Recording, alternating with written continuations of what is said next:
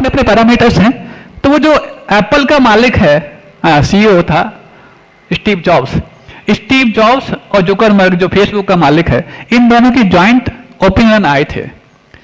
उस ओपिनियन ने एक बात कही कि बच्चों के लिए 10 मिनट से ज्यादा यदि आप टेक्नोलॉजी यूज करा रहे हैं तो आप इंटरनेट का एडिक्ट उनको बना रहे हैं, और जो दुनिया को इतनी टेक्नोलॉजी प्रोवाइड किया है उसके घर में 10 मिनट से ज्यादा बच्चों को अथवा परिवार किसी सदस्य को टेक्नोलॉजी यूज करने पर पाबंदी लगा रखी। कितनी बड़ी बात सोचो। दुनिया को जो घंटों टेक्नोलॉजी यूज करने के लिए प्रेरित करता है उसके घर में मिनटों की पाबंदी है। तो ये कुछ ना कुछ चीजें हैं जो सादगी के रूप में होने के कारण ही व्यक्ति को ऊंचा उठाती हैं, और हम ऊंचा तो उठना चाहते हैं लेकिन सादगी को जमी दोंच करके, कभी सादगी को जमी दोंच करके कोई ऊंचा उठा हो तो चैलेंज है, नहीं उठ सकता। तो आपको भी अपनी सादगी से यदि वास्ता है तब तो जाकर के वो रास्ता आपको मिल पाएगा जिन रास्ते पर चल करके नवीनाथ भगवान को, शांतिनाथ भगवान को आत्मवैभव प्राप्त हुआ था। ठीक है, हमें जल्दी मुक्ति नहीं चाहिए, कोई बात नहीं। तुम्हें जल्दी धार्मिक नहीं होना कोई बात नहीं, लेकिन धार्मिक नहीं होना दिक्कत भरा नहीं है। एक दूसरी बात नहीं होना दिक्कत भरा हो सकता है। कौन सी बात है दूसरी? सुनो, ऐसी एक बार की घटना, सत्य घटना है।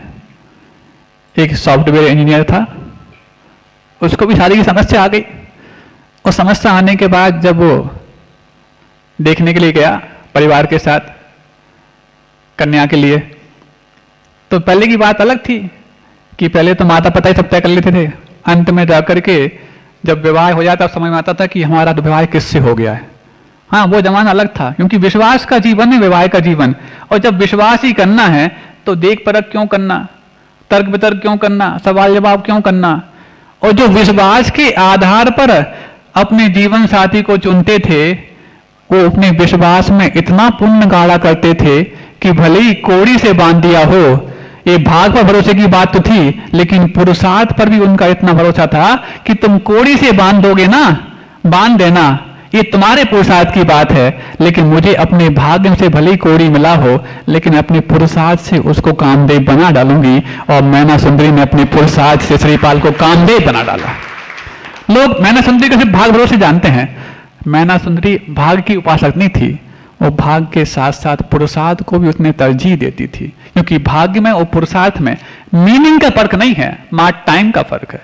जिसको आप भाग्य बोल रहे हो वो पूर्व का पुरुषार्थ है, और जिसको आप पुरुषार्थ बोल रहे हो वो भविष्य का भाग्य है दोनों में पुरुषार्थ। और जो पुरुषार्थ को गौण कर करके, और जो जो देखी बीतराग ने सो होशी बीरा रे, अनहोनी कहूं न होत काहे होत अधीरा रे, ये पंक्ति को रट रखे हैं। और ये पंक्ति सिर्फ उनको याद आती है मंदिर में ही, स्वाध्याय में ही, अन्य समय याद नहीं आती। भगवान के दरबार में कोई चीजों की आवश्यकता हो तो कहते हैं परिग्रह क्यों जोड़ना भगवान के सामने, और जब दुकान पे बैठे हों राम राम जपना पराया माल अपना करते चले जाते हैं, उस समय तुम्हें नहीं आती कि परिग्रह क्यों जोड़ रहे हो। मंदिर में किसी चीज की आवश्यकता है, मंदिर में संत निवास की आवश्यकता है, मंदिर में यदि किसी प्रकार से जंगल की जमीन की आवश्यकता है, जंगल की जमीन यदि कमेटी के लोग, क्षेत्र के लोग लेने जाएं, परिग्रह क्यों जोड़ रहे हो, भगवान तो वितरागी है। और तुम कौन हो? तुम कौन हो? तुम तो वितरागी हो, और भगवान को बीतरागी कहकर के बीतरागी के उपासक जो आएंगे उनके लिए तुम संसाधन लाना नहीं चाहते हो। धिक्कार है तुम्हारी इस बुद्धि पर, ये बुद्धि तुम्हारे लिए कहां ले जाएगी भगवान ही जानते हैं, या शांतिनाथ भगवान जाने। तो सुनो, हम बात कर रहे थे कि वो कौन सी बात है जिसको लेकर के हमारे मन में भाव पैदा होता है कि नहीं अब हो गया बहुत, अब हो गया बहुत। तो इस व्यवस्था को आप भी स्वीकार कर सकते हैं, इस व्यवस्था से अपने आप को जोड़ सकते हैं। तो एक बेटा था सॉफ्टवेयर इंजीनियर, देखने के लिए गया, आज की व्यवस्था के तहत की बात है, पहले माता पिता ने देख लिया, फिर उसके बाद दोनों आपस में चर्चा करते कि नहीं करते, पहले चर्चा करते हैं, फिर उसके बाद एंगेजमेंट हो जाए, तो एंगेजमेंट होने के बाद शादी में 3-4 महीने का समय होता है, और 4 महीने तक बात करते करते इतनी वादे कर लेते हैं कि जब यथार्थ की धरा पर उतरते हैं तो उन वादों को पूरा करना मुश्किल हो जाता है। और फिर जब 99 वादे पूरे कर दो और एक वादा पूरा ना हो पाए तो वही उनके ब्रेकअप के लिए कारण बन जाता है। अरे दुनिया की सारी बातें क्या शादी के पहले ही कर डालोगे? उसके बाद तुम्हारा मुंह बंद हो जाएगा क्या? हाँ महाराज, उसके बाद तो मुंह बंद करने की नौबत आने वाली है, अभी जितना बोलना हो बोल लो। इसलिए बजाते रहते हैं, दिन में 10-10 बार फोन करते। सोचो, पुराने देखते तो नहीं थे, बात करना तो बहुत दूर की बात है, और पूरे जीवन भर निभाते थे अपने विवाह को। और आज पूरी बातें कर लेते हैं, पूरे वादे कर लेते हैं, एक जीवन में 7 बार की नौबत ला लेते हैं, और पहले के लोग बोलते थे 7 जीवन तक साथ रहेंगे। कैसी व्यवस्थाएं बदल चुकी हैं। तो बस वो देखने के लिए गया, चर्चा हुई आपस में। अब बेटी को मालूम था कि लड़का थोड़ा ज्यादा धार्मिक है, तो पूछती है उससे, सुना है आप बहुत धार्मिक हैं, सुन रहे हो? पहले धार्मिक होने पर एक फक्र होता था कि कम मेरा जीवन साथी धार्मिक मिलने वाला है। आज नाच चिकोड़ के बोल रही है, सुना है आप बहुत धार्मिक हैं। सुन रहे हो? टोन दिख रहा है हमारी? सुना है आप बहुत धार्मिक हैं। तो उसने जब 2 बार कह दिया तो इसने कहा, ये कहना क्या चाह रही है? धार्मिक है, धार्मिक हूं तो हूं, अच्छी बात है, उसमें क्या बात हो गई?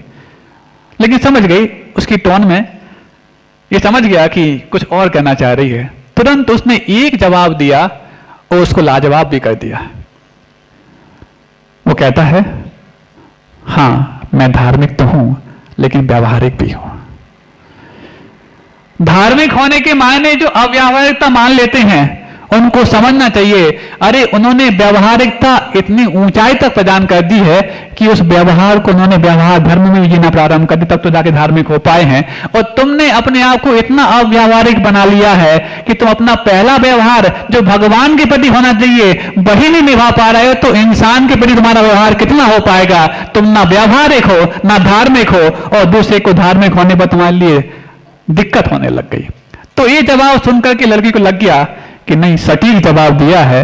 फिर उसके बाद वो लड़की भी धार्मिक होने लग गई। आज दोनों वो दंपति अपने आप में धर्म ध्यान के रूप में बहुत आगे बढ़ रहे हैं और भोपाल शहर में रहते हैं। क्या आपके घर में आपकी बेटियों के लिए तुम धार्मिक होने के लिए तैयार करते हो? बेटों के लिए धार्मिक होने के लिए तुम मोटिवेट करते हो? कहीं ऐसा तो नहीं रात्रि भोजन त्याग कर देगा तो बेटे ने पूछ लिया, होटल में जाने का त्याग करके बेटे ने पूछ लिया, होटल में नहीं जाते? तो तुम होटल में नहीं जाते तो फिर वीकेंड्स में कैसे ले जाओगे? अरे सोचो, जो बेटी तुम्हारे घर में आकर के और शनिवार और रविवार को होटल में जाने की जिद कर रही है, मतलब उसने शुरुआत में ही बोल दिया कि 2 दिन तुम खाना बनाएंगी नहीं। जब घर में आने के पहले 2 दिन खाना नहीं बनाएंगे ये शर्त रख दी, और घर में आने के बाद तो फिर 7 दिन नहीं बनाएगी, इसकी तैयारी वो करके आ रही है। इसलिए पूरे 7 दिन जो बना सके ऐसी बेटी को अपने घर में लाना।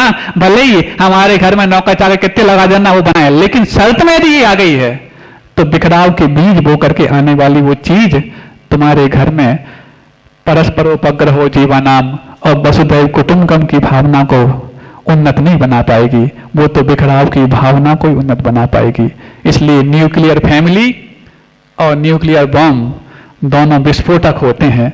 इससे बचने का प्रयास करना, और यदि इससे बचने का प्रयास तुम्हें समझ में आ जाए तो फिर कोई बड़ी बात नहीं। इस सामाजिक व्यवस्था को दुरुस्त करने के लिए पिपरई गांव का जो धर्म हमने आपको दिया है उसको भी तुम अपने जीवन में अपना लेना। तुम्हारे गांव से पलायन भी रुक जाएगा। तुम्हारे गांव से जो जॉब के लिए भागने की होड़ लगी है, सोचो जॉब में आज कितने जॉब होल्डर्स के लिए फायर किया जा रहा है। बड़ी बड़ी कंपनियां 1/3 अपने कर्मचारियों को बाहर निकाल चुकी हैं, उसके बावजूद भी अपने घर में अच्छे उन्नत साधन अर्थोपार्जन के होकर के भी घर से बाहर निकाल करके लिए पूना, मुंबई और हैदराबाद जैसे शहरों में हम अपने बच्चों और बच्चियों को भेजते हैं। क्यों? जॉब मिल जाए। मतलब पहले भक्तामर और तत्वार सूद था तुम्हारी बेटी के विवाह होने के लिए पैरामीटर, पैमाना, और आज पैमाना बन गया है 2-3 लाख का पैकेज। जो 2-3 लाख का पैकेज तुम्हारे घर में तुम्हारा नौकर तुम्हारे घर से ले जाता है, तुम अपने घर के मालिक होकर के तुम वहां पर जाके 2-3 लाख के पैकेज, 2-3 लाख का पैकेज। गए जमाना जब 15-20 लाख का इनिशियल पैकेज मिलता था, अब तो घट के वापस आ गया। विप्रो जैसी कंपनी ने कह दिया है 3,60,000 का पैकेज तुम्हें यदि बर्दाश्त हो, मंजूर हो तो ठीक है, नहीं हो तो आप बाहर निकलिए। क्योंकि एआई का जमाना आ चुका, आर्टिफिशियल इंटेलिजेंसी। अब मनुष्यों की कोई आवश्यकता है ही नहीं, ना जॉब में, ना घर में, ना व्यापार में। मशीनें आ गई हैं, रोबोट आ गए हैं, सारे काम कर देंगे। अब ऐसे में यदि उस जगह तुम अपने बच्चे और बच्चियों को पढ़ा लिखा करके और जॉब करने के लिए मजबूर कर रहे हो, कितने दिन वो जॉब कर पाएंगे? मशीनें तुम्हारे बच्चों को बेरोजगार करने के लिए तैयार खड़ी हुई हैं। और आज तो मशीनों को भी नागरिकता प्रदान की जा रही है, रोबोट नागरिक बन रहे हैं और मनुष्यों से नागरिकता छीनी जा रही है। उस दौर में आप जी रहे हैं। इसलिए आज बहुत ही आप सबका पुण्य का उदय है कि ऐसे सामाजिक मुद्दे पर हमारा विचार आया और आप तक रखने का प्रयास किया। भले ही छोटा सा गांव है, लेकिन छोटे से गांव से भी शुरुआत हो सकती है, क्योंकि आज़ादी की शुरुआत भी छोटे से यूनिट से हुई थी जिसका नाम मंगल पांडे था। आप सबके जीवन में भी सामाजिकता को और सुदृढ़ बनने की शुरुआत हो इसी भावनाओं के साथ, अहिंसा, परमो धर्म की मुक्ति की प्राप्ति। तो 8 बार कहने की क्या आवश्यकता है? एक ही बार पर्याप्त था। हाँ, कुछ अलग अलग भावनाएं भाएं तब तो आपको शब्दों का रूपांतरण करना लाजमी बैठता। एक ही लक्ष्य है, बार बार गाया जा रहा है, बार बार वही वही वही। पिष्ट पेषण जिसको बोलते हैं, पिष्ट पेषण समझते हो? पीसे हो को पीसना। आप लोग आप हालांकि पिष्ट पेषण करने के आदि तो हो। क्या करने जा रहे हैं? आटा पीसने जा रहे हैं। आटा पीसने जा रहे हैं कि अनाज को पीसने जा रहे हैं? अब कहने में तो ये आता है आटा पीसने जा रहे हैं, तो आटा तो पिसा हुआ, उसको क्या पीसना? नहीं, कहने में आता आटा पीसने जा रहे हैं, लेकिन वहां पर अनाज को पीसने का भाव होता है। ऐसे यहाँ पर 8 भावनाओं के माध्यम से बात एक ही कही जा रही। ये पिष्ट पेषण नहीं है, लेकिन अभी तक जो हम संसार को बढ़ाने के लिए भी अनंत तरीके अपनाते चले गए, उन सब में परिणाम एक ही निकलता था, संसार बढ़ाना, संसार बढ़ जाना। तो संसार को नाश करने के लिए भी तरीके अभी हमने सिर्फ 8 ही स्वीकार किए हैं। इतने भी यदि कारगर हो गए तो अनंतकालीन संसार अंतर्मुहूर्त में समाप्त हो सकता है, और अंतर्मुहूर्त में समाप्त होने के पश्चात उस सिद्धत्व को प्राप्ति जो होती है वो 8 मूल गुणों के साथ ही होती है। इसलिए शायद प्रतीक के रूप में 8 नहीं है तो 28 भी कर सकते थे, 800 भी कर सकते थे। कौन सी बड़ी बात है? शब्दों के निर्माण तो करना है, लेकिन कम से कम 8 तो करो, क्योंकि शुरुआत सम्यक्त्व की अष्टमूल गुण से होती है और अंत समापन सिद्धत्व का अष्टमूल गुण से होता है। श्रावक की अवस्था में अष्टमूल गुण अलग होते हैं और सिद्धत्व की अवस्था में अष्टमूल गुण अलग होते हैं। उन्हीं के बीच में श्रावकत्व के लिए 8 द्रव्य की व्यवस्था यहाँ पर कर दी जाती है। तब लगा कि बात तो वही है, लेकिन बात को पूरी करने के ढंग सबके अपने अपने हैं। जीवन में जब कुछ नया चाहिए हो तो तरीके बदलने होते हैं, इरादे नहीं। और हम हैं कि इरादे बदल बैठते हैं, तरीके वही। अब जब ये भावना भाते द्रव्य से हम चढ़ाते और चढ़ाने के बाद फला फला महाराज, फला फला आचार्य महाराज आदि आदि, पूछने वाला पूछता कि उनको पुकार करके चढ़ाने से क्या वो हमारी भावना पूरे कर देते? हाँ? आचार्य भगवान की पूजन कर ली हमने, करी कि नहीं करी? की महाराज। तो क्या वो हमारी बात सुन लेते हो और हमारा जो भाव है पूरा कर देते? प्रश्न तो मन में आता होगा। ये बात अलग है कि आस्था है, तो आस्था के ढाल जब हो जाती है तो कितनी भी बड़ी प्रश्नों की बौछार क्यों हो, हम प्रभावित नहीं होते। लेकिन फिर भी जो आस्था रखे हुए है, ढाल बना करके रखे हुए है, उससे प्रश्न पूछने वाला पूछ तो सकता है। तो एक दृष्टांत से हम समझते हैं। कभी जब आपके घर के सामने से सब्जी वाला निकलता हो, ठेले पे सब्जी बेचने वाला, दूध वाला निकलता हो, तो आप घर से बाहर निकल के क्या बोलते? ओ सब्जी वाले, ओ सब्जी वाले, दूध वाले, बोलते कि नहीं बोलते? हम पूछना चाहते हैं, तुम जब बुला रहे हो सब्जी वाले या दूध वाले, तो सब्जी वाले को बुलाना चाहते हो, उसको अपने घर में रखना चाहते हो, कि सब्जी लेकर के उसको अपने घर में रखना चाहते हो? हाँ बताओ। तुमने बुलाया तो सब्जी वाले को है, लेकिन उद्देश्य क्या है? सब्जी वाले को लेना नहीं, सब्जी लेना उद्देश्य है। ऐसे ही जब हम गुरुदेव को पुकारते हैं तो गुरुदेव को मात्र अपने पास रखना नहीं, गुरुदेव के गुणों को अपने पास रखने का भाव होता है, तो वो भाव ही हमारे लिए गुरुदेव के आने से पूरा हो जाता है और पूजन से भी पूरा हो जाता है। ऐसे ही एक बार हुआ, एक माँ, उसका बेटा कहीं बहुत देर से मिल नहीं रहा था। हाँ, माँ वो किस काम की, जो बहुत देर तक बेटा दूर रहे तो अंदर से ममता ना जागे। बेटा अलग बात है, बेटा पढ़ने लिखने के लिए बाहर चला जाए, भूल भी जाए तो कोई बात नहीं, लेकिन माँ दूर भी चला जाए, चाहे पास में हो, बहुत देर तक दिखता नहीं है तो उसके बारे में जिक्र हो ही जाता है।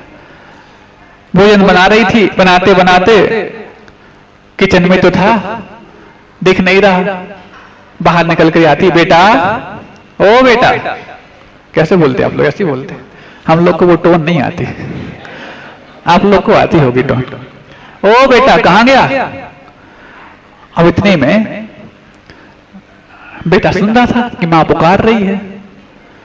बेटा तो पहले मुस्कुराया कि माँ पुकार रही है, घर के बाहर आके पुकार रही है।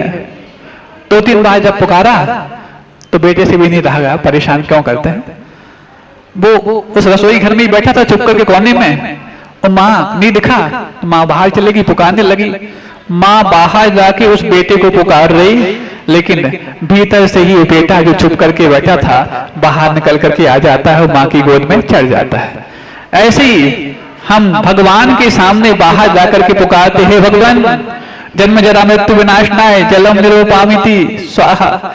हे भगवान, हे गुरुवर, हे आचार्य विद्यासागर जी महाराज, आचार्य समय सागर जी महाराज, पूज मुनि पुंगव सुधा सागर जी महाराज, पुकारते तो उनको हैं, लेकिन भीतर का वो परमात्मा जो आज तक छुप करके बैठा था निकल करके बाहर आने को बेताब हो जाता है। और कहने में ये आता है कि बाहर जाके पुकारा, लेकिन बाहर जाके पुकारना तो एक साधन बना, साध्य तो भीतर के उस परमात्मा को बाहर निकालना था।